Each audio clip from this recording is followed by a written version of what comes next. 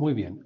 Muy buenas noches. ¿Cómo están todos ustedes? Esta es la última sesión de la clase de lógica, primer semestre 2025.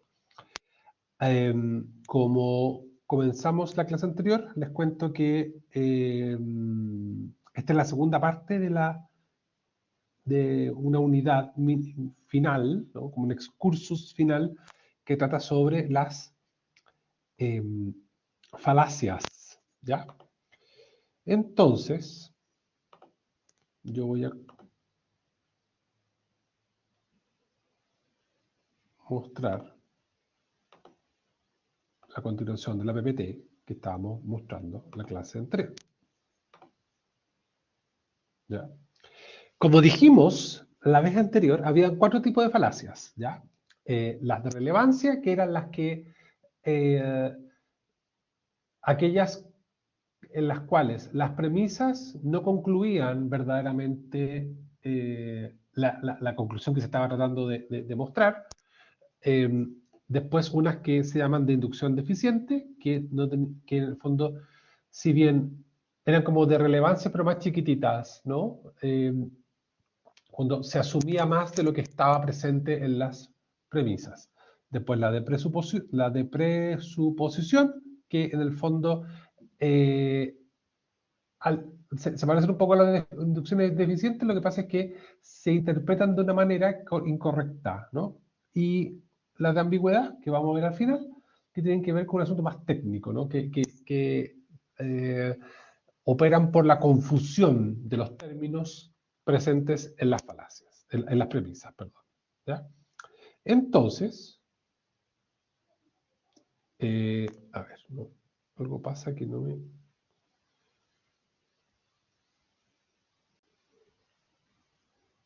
Ventana. Ahí. Ya. Entonces, estamos viendo una falacia de presuposición. La siguiente falacia de presuposición es una que se llama, que le llaman habitualmente, petición de principio, ¿no? Petitio principii. Consiste en suponer la verdad de lo que uno quiere probar, ¿no? O sea, es como una especie de círculo, ¿no? de círculo vicioso, en el cual, para probar lo que queremos mostrar, ¿no?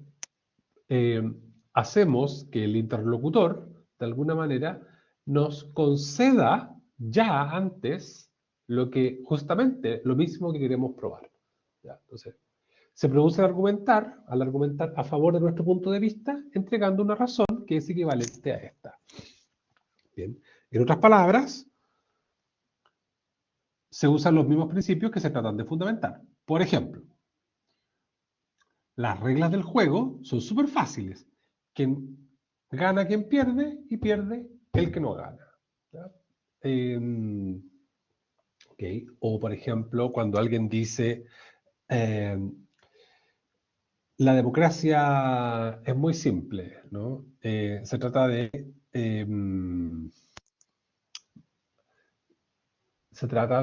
que cada uno pueda decir lo que quiera, ¿no? Salvo los que no pueden decirlo. ¿Ya? Algo así. Bien, no sé si salió muy bueno el ejemplo. Aquí hay una chiquilla que era la Miss Alabama de 1994. Yo no viviría para siempre porque no deberíamos vivir para siempre. Como yo no querría vivir para siempre, ¿no? Porque no deberíamos vivir para siempre. Porque si se supusiera que deberíamos vivir para siempre, entonces viviríamos para siempre, pero no podemos vivir para siempre, que es por lo cual yo no viviría para siempre. ¿Sí? O sea, al final, no quiere vivir para siempre porque de hecho no se puede vivir para siempre. Y después doña Mafalda, con su amiga Anita, creo que se llama, ¿no? Yo, prejuicios, inventos tuyos, ¿no? ¿Cuándo dije yo algo contra esos cochinos negros, eh? ¿Cuándo? A ver, de sí, ¿cuándo? ¿Okay? Eso es una falacia de petición de principio, ¿no? Cuando tú propones algo suponiendo la existencia de aquello que estás proponiendo, ¿no? Después, esta es muy sencilla. Pregunta compleja.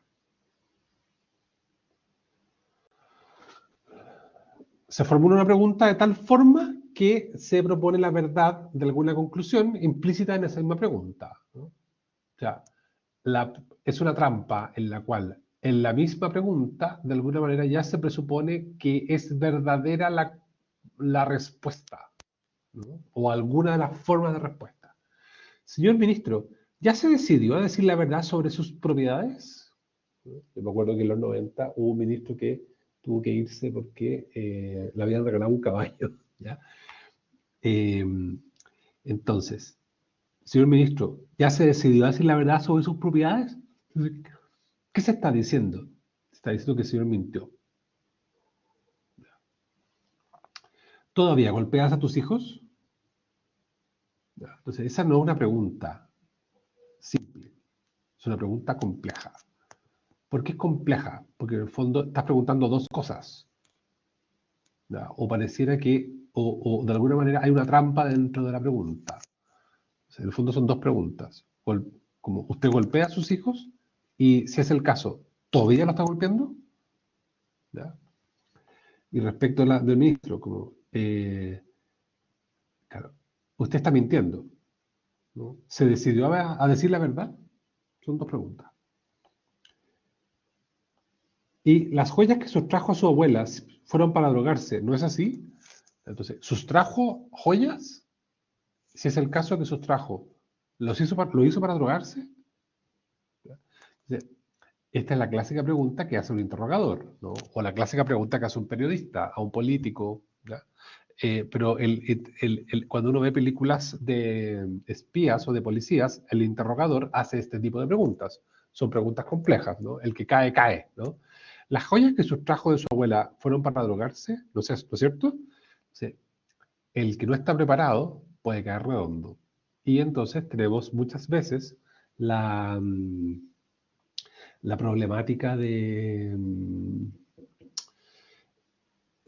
gente que confiesa confiesa un delito que no cometió, ¿ya? Por esa misma razón, en los códigos penales en general, en los países, no basta con la confesión,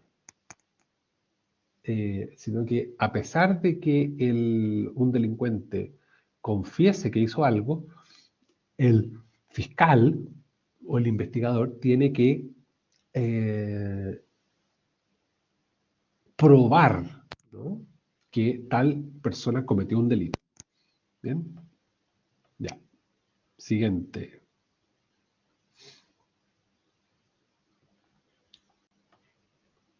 Falacia de presuposición. Accidente y accidente inverso. Estas son re simpáticas. Surgen estos dos tipos de falacias como resultado del uso descuidado, poco prolijo, ¿no?, o deliberadamente engañoso de una generalización. Uno generaliza cosas. Acuérdense, hace varias sesiones atrás que decíamos que los silogismos impiden la generalización, ¿ya? Y cuando veíamos el cuadro de oposiciones, también veíamos que uno de los graves errores es la generalización, ¿ya? Tomar el todo por la parte, ¿no? Entonces, la falacia de accidente se ocurre cuando aplicamos una generalización a casos individuales de manera impropia. Entonces va de lo general a lo particular. Ya vamos a ver cómo. Y al revés, el accidente inverso, cuando aplicamos un principio que es verdadero en un caso particular, como si lo fuera general, o sea, de lo particular a lo general. Bien, veamos ejemplos. La antigua polola de mi hijo era una mujer mentirosa, falsa. Hasta el cabello era falso, era rubia teñida. Todas las que se pintan el cabello son mentirosas y falsas, ¿ya? Entonces, ahí, esto lo podría decir una suegra, ¿no? Entonces, eh, esta falacia va de lo particular a lo general. Es una falacia de accidente inverso. Porque, claro, puede ser verdad que la antigua polola de mi hijo era una mujer mentirosa y falsa. De hecho, era tan falsa que... bueno, ahí hay un problema, ¿no? No por ser falso es una rubia teñida, pero el problema es que ella hace una generalización y dice, era rubia porque era falsa. Por tanto, todas las que se pintaron el cabello de rubio son mentirosas y falsas. ¿Ya? Eso es pasar descaradamente de lo particular a lo general. Después, la mayoría de los argentinos son charlatanes. Hernán es argentino, así que su curso es una patraña. ¿Ok? Eso es pasar de lo general, una falacia accidente, de lo general a lo particular, ¿no? Los argentinos son charlatanes, habría que probarlo. Que la mayoría de los argentinos son charlatanes, habría que verlo. Y si fuese cierto, dado que Hernán es argentino, o Pedro es argentino, y es un profesor, su curso tendría que ser una patraña, su curso tendría que ser una mentira. Entonces, no necesariamente, por el hecho de que la mayoría de los argentinos son charlatanes, suponiendo que es verdad, Hernán, que es un argentino, tendría que ser también un charlatán, si es que el caso que es profesor. ¿Bien? Eso es lo que quiero mostrar. Es sencillo. Don Vito Corleone, un hombre que no vive con su familia no puede ser un hombre.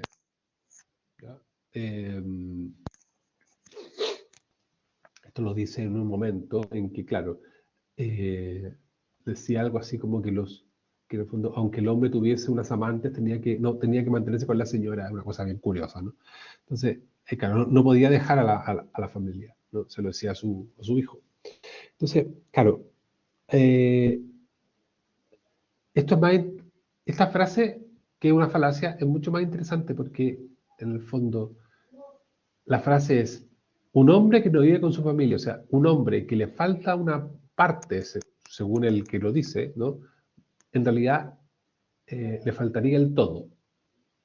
Ya, supongamos que un hombre no puede vivir con su familia porque trabaja fuera de la ciudad, trabaja en las minas del norte, por ejemplo.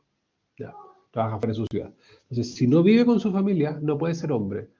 Si le falta una parte, no puede ser el todo. ¿Ya? El problema es que ese todo, supongamos que el ser hombre, no necesariamente tiene que ver con eso, o sea, con el hecho de que viva o no viva con su familia. Quizás tiene que ver con otro problema distinto. Bien. Nikita Khrushchev, que era un señor, un gobernante soviético. Los políticos son siempre lo mismo.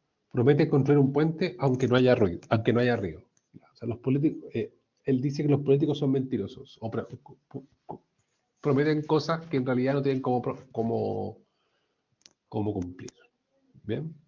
Esa frase es interesante, primero porque viene de Nikita Khrushchev, pero lo interesante es que es un descaro, es un total descaro, como pasa de lo particular a lo general. ¿Ya?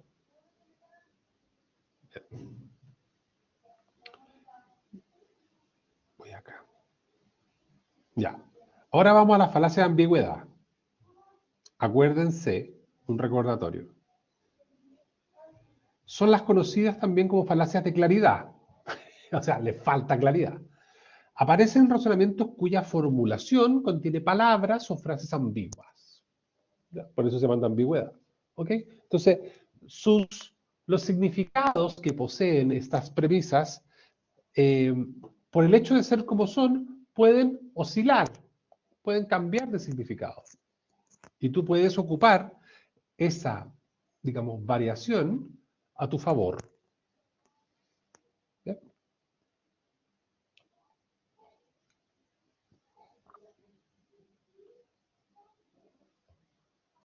Entonces, primero, la que se llama equívoco, ¿ya? Que es como la falacia de ambigüedad por antonomasia. ¿Bien? La mayoría de las palabras tienen más de un significado literal. En general, son muy pocas las palabras que significan una pura cosa. ¿Bien? Si distinguimos claramente estos sentidos diferentes, no se planteará ninguna dificultad. Es decir, cuando tú sabes, cuando tú como persona que está hablando, tienes claro que las palabras tienen su ambigüedad y haces un ejercicio, haces un esfuerzo por mostrarla como el verdadero significado que estás ocupando, no hay problema. Pero puedes no hacerlo, ¿ya? Pero si confundimos voluntario o involuntariamente, los diversos significados que puede dar una palabra o una frase, y los usamos dentro de un mismo contexto, con sus distintos significados, sin darnos cuenta de ellos, entonces estamos usando el discurso de manera equivocada. ¿Ya? Entonces, por ejemplo, ánimo con esto. Si el fin de una cosa es su perfección, la muerte es el fin de la vida. ¿Ya? O sea, esto es una frase como muy filosófica, ¿ya? Si el fin de la cosa, si la finalidad de una cosa es que esa cosa sea perfecta, como dice Aristóteles, ¿ya? Y la muerte es el final de la vida, se sigue de ahí, ¿no? Por lo tanto, la muerte es la perfección de la vida. ¿Ya? Parece perfecto el razonamiento, formalmente hablando, pero es una falacia porque la palabra finalidad acá, en la primera y en la segunda premisa, se ocupan en un significado distinto. En el primer caso, significa perfección, ¿ya? O objetivo, u objetivo. El objetivo de una cosa es que sea perfecta, ¿ya?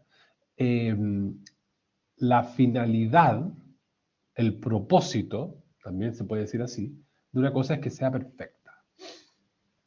Y la muerte es el fin de la vida. La palabra fin se ocupa ahí como término, como momento final, momento último. ¿Ya? Es el fin de la vida. Entonces, la conclusión, la muerte es la perfección de la vida, es falaz. ¿Por qué? Porque la palabra fin, en el fondo, no es un término medio verdadero. Aunque formalmente lo parezca, el significado que posee es distinto. Siguiente. El razonamiento, un elefante es un animal, por lo tanto, un elefante pequeño es un animal pequeño, es ridículo, ¿no es cierto? Porque la palabra pequeño, no, perdón.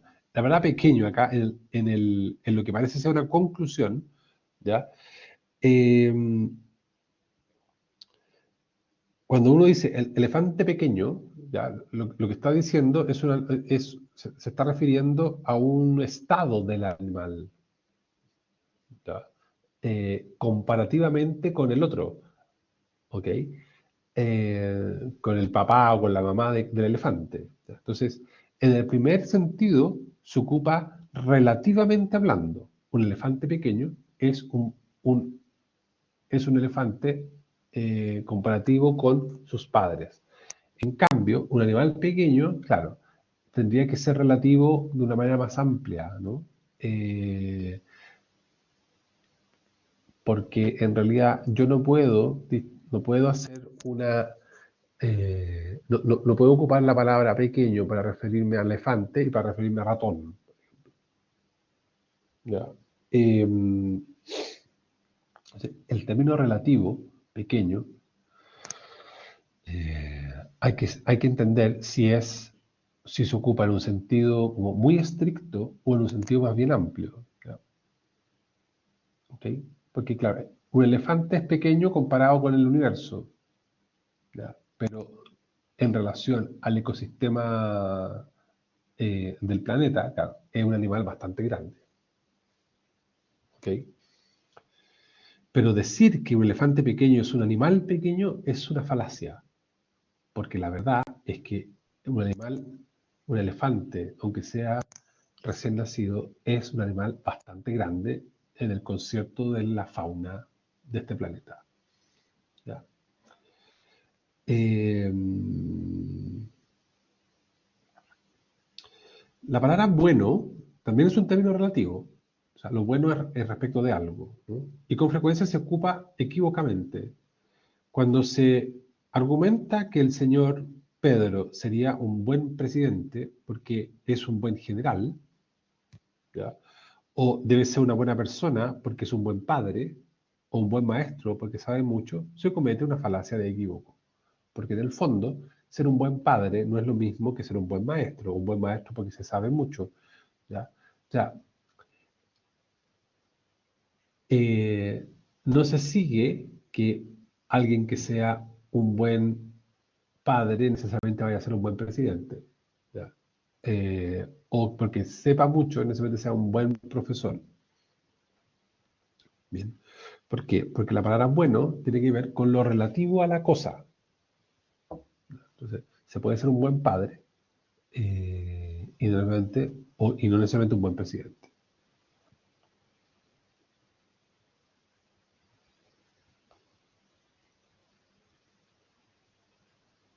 Después, ánimo con esta. Ay, ánimo con esta.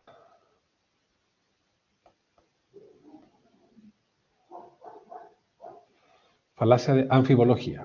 Esta falacia aparece cuando se argumenta a partir de premisas cuya formulación es ambigua debido a su estructura gramatical. ¿Ya? Un enunciado de este estilo, ¿ya?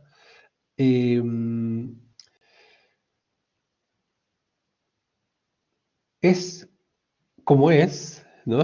Cuando su significado es confuso debido a que se dice de una manera torpe, ¿ya? O no se sabe muy bien lo que se está diciendo.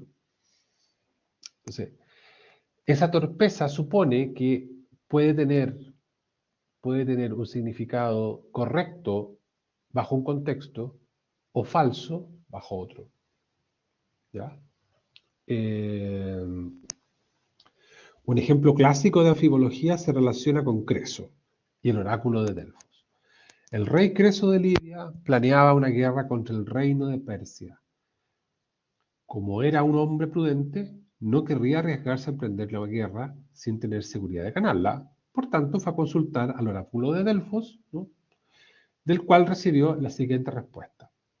Si Creso emprende la guerra contra Persia, destruirá un reino poderoso.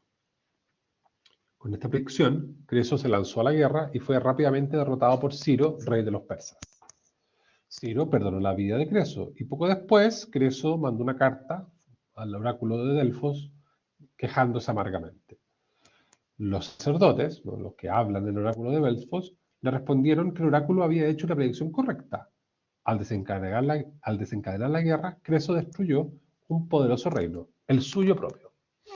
¿Ya? Entonces hay cosas que eh, se dicen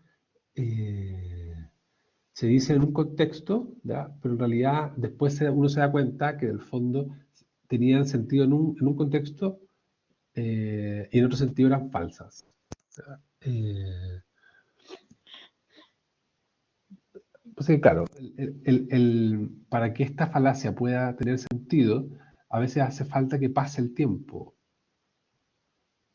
¿Ya? No quiero meterme en problemas históricos, ¿ya? Pero, en fin, estamos terminando ya. Siguiente. Es una falacia de énfasis. La falacia de énfasis es un razonamiento cuya naturaleza engañosa y carente de validez depende de un cambio o una alteración en el significado. ¿Ya? La manera en que los significados cambian en la falacia de énfasis depende de las partes de él que se recalquen o se destaquen. Algunos enunciados adquieren significados completamente diferentes según las diferentes palabras que se subrayan. ¿Ya? Entonces aquí, ojo con esto. Un segundo.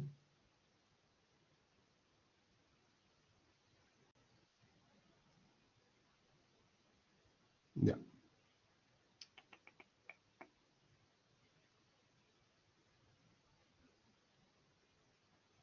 perdón. Ya. Como verán, estas son falacias más técnicas, ¿no? Como más de discurso más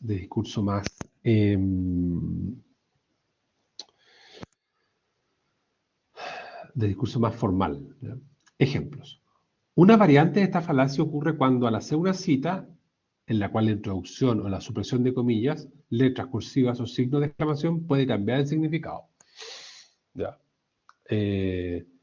¿Ok? Entonces, uno le puede poner cursiva a algo, comillas a otro, ¿no? Y según eso, el discurso cambia de significado. Eso sucede en los diarios, por ejemplo, ¿no? Otra variante de la falacia del énfasis se puede presentar cuando el pasaje citado fuera de contexto, pues a menudo solo se puede entender una cita a la luz del contexto en el que fue dicho. Entonces, por ejemplo, un periodista sensacionalista podría escribir en su portada las palabras bomba en la Casa Blanca. Y luego, al interior del mismo se lee temen las autoridades de seguridad. ¿Okay? Entonces, poner algo fuera de contexto. Haces un énfasis, ¿ya? Que te confunde. La frase completa, bomba en la Casa Blanca, temen las autoridades de seguridad, es absolutamente verdadera, pero la forma en que se destaca una parte de ella en el periódico la convierte en una afirmación impresionante, aunque absolutamente falsa. ¿Ya? Un periódico local escribía en uno de sus titulares, Vaca tuvo un hijo. Dramático.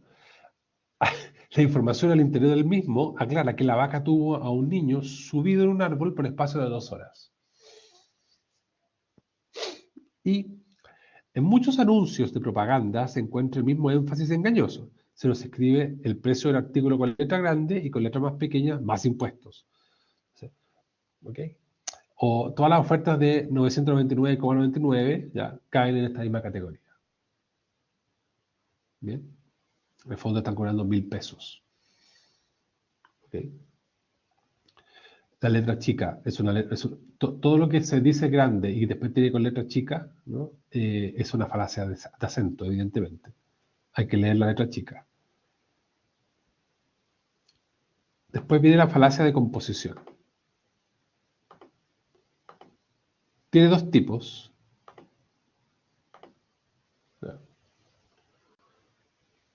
El primero puede describirse como llevar el razonar falazmente a partir de propiedades de las partes de un todo a propiedades del todo del mismo. Ojo con esto. Entonces, la falacia de composición es un poco más compleja, ¿ya? Pero tiene una primera forma según la cual las propiedades de un todo se llevan al todo mismo. Vamos a ver cómo. Argumentar que dado que todas las partes de una máquina son livianas de peso, la máquina como todo es liviana. ¿Ya? Esto es interesante. ¿Okay? Entonces, un auto, el manubrio de un auto por separado es algo más o menos liviano. ¿Ya? Entonces, y el asiento de espuma es más o menos liviano. ¿Ya? Una rueda quizás un poquito más pesada, pero no es algo muy dramático. Entonces, uno podría decir que, dado que todas sus partes son livianas, el todo es liviano. Eso es un problema. ¿No? 2. Se comenta que cada escena de una película está tan bien elaborada con efectos especiales que la película en cuestión debe ser dominada al premio Oscar. ¿Ya? Entonces, que cada una de las partes de la película esté bien hecha, supongamos, no significa que toda la película esté bien hecha. Porque una cosa son las escenas de la película y otra cosa es la historia, la trama, la actuación, en fin, la fotografía, el guión, bla, bla, bla. ¿Ya? Que las partes tengan una cosa no significa que el todo tenga la cosa. No puedes predicar algo de cada una de las partes y predicarlo después del todo, como del todo mismo. ¿Ya? Entendiendo que el todo mismo es una cosa distinta a cada una de sus partes. Por ejemplo, la escena y la película. ¿Ya? Las partes de una máquina y la máquina entera. ¿Ya? Como cada uno de los barcos de una flota están listos para la batalla, la flota entera está lista para la batalla. Y eso no es así. Porque cada barco puede estar listo para la batalla porque tiene balas, o sea, tiene sus marineros, las balas, en fin. Pero otra cosa es que la flota completa, como una unidad, como un cuerpo, tenga una estrategia. Bien. Y después hay un segundo tipo de falacia de composición que procede a partir de las propiedades de los miembros o elementos individuales de una colección para pasar a las propiedades poseídas por la colección o la totalidad de los elementos. ¿Ya? Vamos a ver los ejemplos. Resulta una inferencia no válida asumir que lo que puede ser una verdad de clase individualmente pueda también ser verdad de esa clase colectivamente. Esto es un poco más enredoso, insisto. Por ejemplo, puesto que un bus gasta más gasolina que un automóvil, todos los buses gastan más gasolina que todos los automóviles. ¿Ya? O sea, que haya una relación de uno a uno no significa que todas las cosas todos los individuos de la especie a la cual pertenece ese uno tengan la misma relación con la especie, con cada uno de los individuos de la especie que pertenece al otro. ¿Ya? Miren el ejemplo. Puesto que un bus gasta la misma gasolina que gasta más gasolina que un automóvil, todos los buses gastan más gasolina que todos los automóviles. Eso es un problema. ¿Ya? ¿Por qué? Porque resulta que lo importante aquí es esto, que haya una cosa, mira, voy a leer de nuevo esto porque es difícil de explicar. Es una falacia que procede a partir de las propiedades de los miembros o elementos individuales de una colección para pasar a la propiedad poseída por la colección o la totalidad de los elementos. Entonces, puede darse el caso, lo cual es muy probable, que un bus gaste más gasolina que un automóvil. Pero de ahí no se sigue que el conjunto de todos los buses gasten más gasolina que el conjunto de todos los automóviles. Eso no es así. Porque lo más probable es que haya muchos más automóviles que buses. ¿Ya? Luego hay buses eléctricos, entonces hay buses híbridos, vaya a saber uno. ¿Ya? Entonces, que uno gaste más que el otro no significa que la totalidad del uno gaste más que la totalidad del otro. Porque podrían darse 1000 condiciones por las cuales los automóviles gasten más benzina que los buses. En su totalidad, digo. Ya. Ejemplo polémico. Siguiente. Las bombas atómicas lanzadas durante la Segunda Guerra Mundial hicieron más daño que las bombas ordinarias, pero solo individualmente. O sea, la bomba contra bomba, digámoslo así, las dos bombas atómicas lanzadas durante la Segunda Guerra destruyeron más, ¿no? Que las bombas ordinarias, pero consideradas en su particularidad. ¿Ya? ¿Ok? O sea, la bomba no atómica más grande, la no atómica más grande, ¿ya? No provocó más daño que la bomba atómica como tal, que cayó en Hiroshima o Nagasaki. ¿Ya? Pero cuando las dos clases de bombas son consideradas colectivamente, o sea, pensadas en el todo de cada una de ellas, la relación se invierte, pues se lanzaron mucho más bombas de tipo convencional que atómicas. ¿Ya? Entonces, la bomba atómica provoca más daño que la bomba convencional. ¿Ya?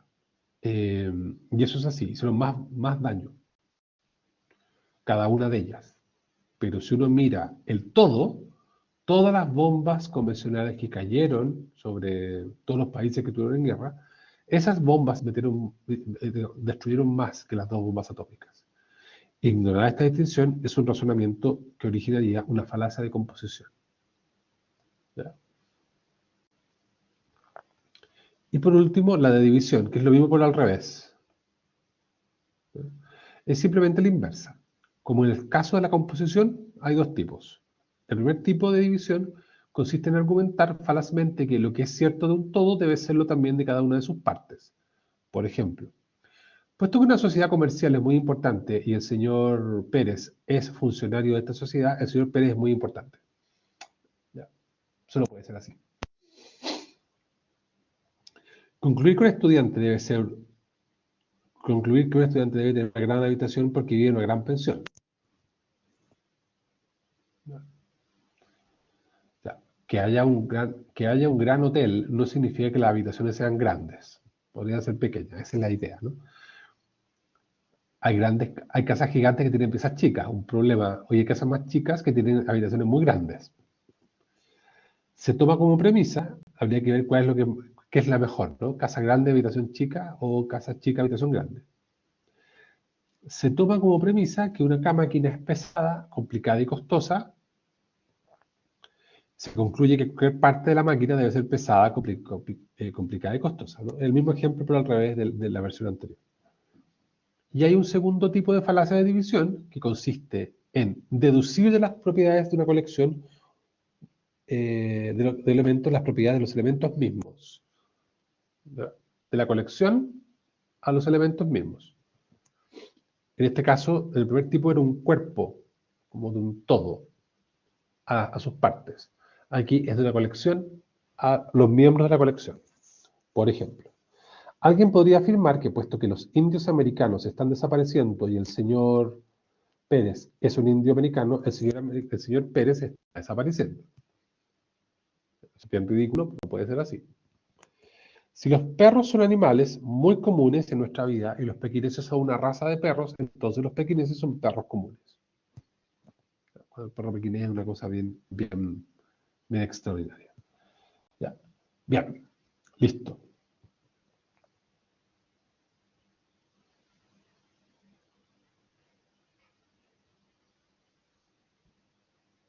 Clase breve. Voy a sacar una foto, porque no sé si la Anita se conectó.